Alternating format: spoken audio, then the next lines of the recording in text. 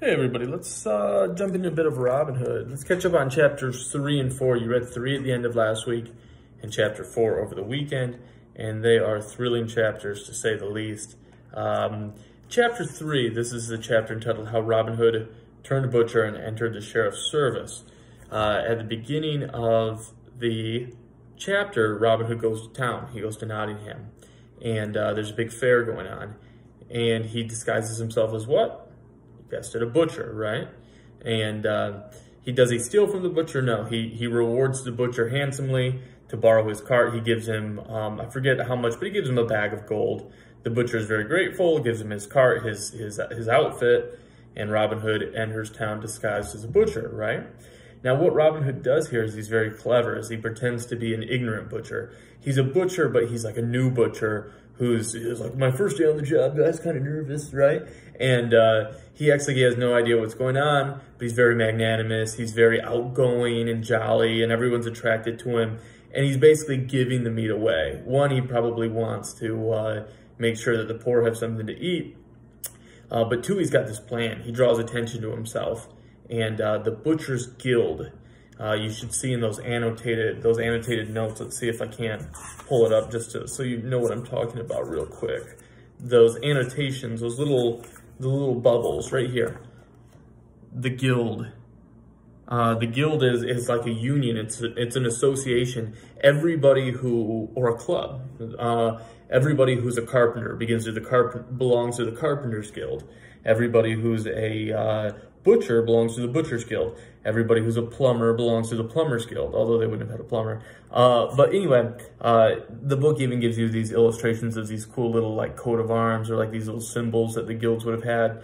Anyway, the Butcher's Guild invites Robin Hood to the sheriff's mansion because they all meet there to discuss business, right? And the sheriff charges them money to sell their meat, so it's important that they have a relationship with the sheriff.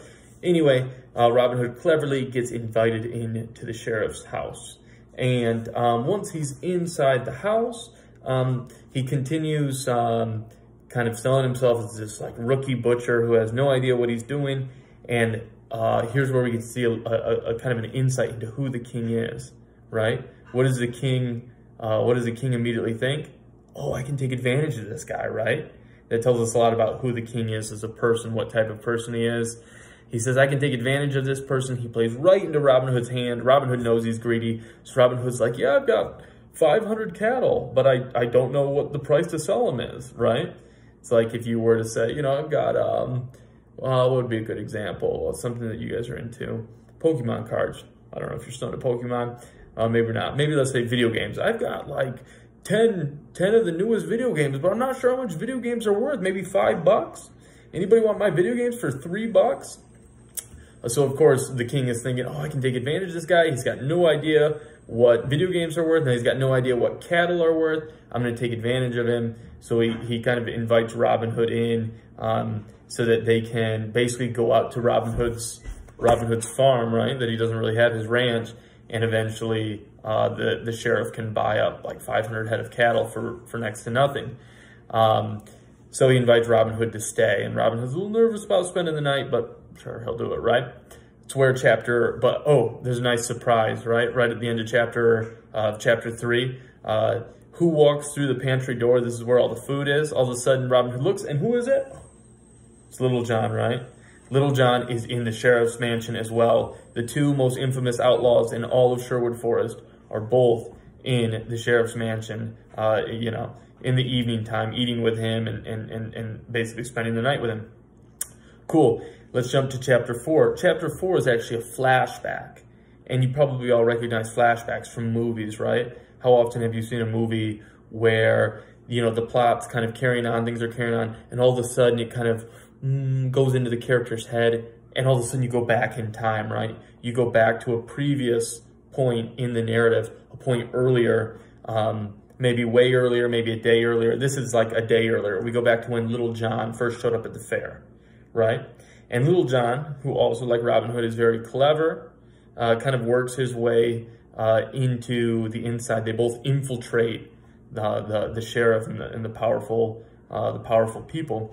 How does Little John infiltrate? He pretends to be a beggar, and then basically gets into a battle with, I'm trying to remember his name, Eric. The book described him as a bully. If you can, you guys will help me remember, Eric O'Lincoln.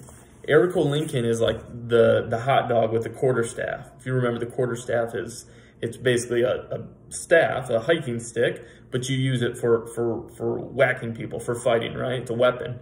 So Eric O'Lincoln is the top dog on the quarterstaff until Little John gets in a fight with him, and Little John is over on the side pretending to be this poor beggar, and then he's kind of picking on Eric O'Lincoln or laughing at Eric O'Lincoln. Eric O'Lincoln's like, why don't you come up and fight, beggar? And Little John comes up, and all of a sudden, that's the part of the book, or if you could imagine as a movie, right, where the guy was crouched down, and all of a sudden he stands up, and you're looking up at him like, oh, who did I just pick a fight with? But Eric O'Lincoln is pretty good. He and Little John go, whack for whack with the quarterstaffs, and eventually the description where Little John gets him is so cool. Eric is going crazy on Little John, but Little John's like fending off every blow, and then finally Little John pops it, hits upward. It says he changed his technique. He hit upward, knocked the staff up in the air, hit Eric on the head, and boom, knocks him out. Awesome fight scene. For all of you who like action, I hope you kind of took that one in. Then Little John goes and he beats everybody in an archery contest, and this catches the sheriff's attention. This was all part of their plan. These merry outlaws are very clever, and this gets him into the sheriff's house as well. He's actually invited to be part of the sheriff's inner circle of fighters. His I forget what they're called, but basically like his inner guard, his men, like the CIA or something, or the FBI. Little John is welcomed in, and that's where he meets Robin Hood. Don't forget, he gets in a little duel with the cook. But basically, we kind of left off at a really exciting point that is the beginning of end of chapter 4, if I recall, beginning of chapter 5. And more than anything, I'm just curious to find out what happens. Chapter 5 is how the sheriff lost 3 servants and found them again. But at any rate, Little John and Robin Hood are pretending to be people that they're not. They're undercover inside the sheriff's house. We got to find out what happens. Today, your homework is to read chapter 5 and enjoy it. Enjoy it to the fullest. All right? Take care, y'all.